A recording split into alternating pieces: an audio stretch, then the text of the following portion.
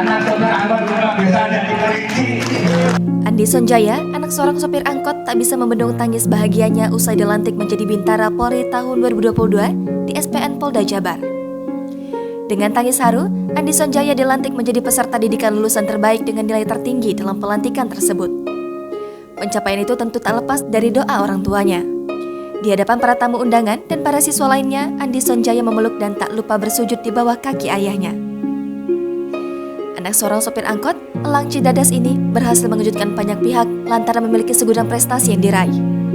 Rasa bangga pun tak lepas dari raut wajah sang ayah, Udin Sudrajat, datang di momen pelantikan Andi di SPN Polda Jabar, Cisarua, Bandung Barat pada Kamis 7 Juli 2022. Tak terbesit sama sekali di pikiran Udin anaknya bisa menjadi anggota kepolisian dengan lulusan terbaik lantaran ia hanya anak dari seorang supir angkot.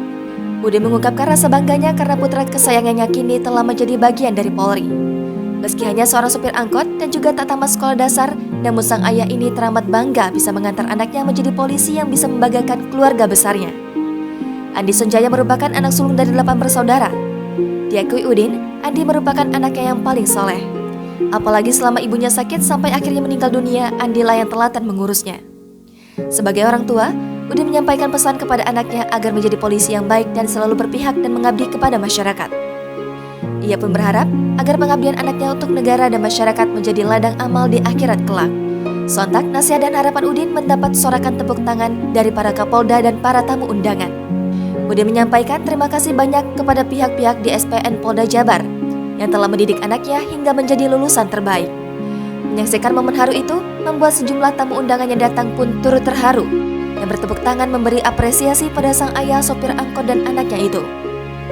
Bahkan sejumlah Kapolda dan perwira jabatan lainnya turut terlihat terharu meneteskan air mata mendengar pesan sang ayah untuk anaknya tersebut. Kami ini orang tua Andi, sopir angkot, jurusan DH di sana. Kami merasa bangga sekali. Ternyata anak sopir angkot juga bisa jadi polisi. Bangga banget dengan bisa, alhamdulillah. Jangan lupa subscribe, share, komen, dan like ya.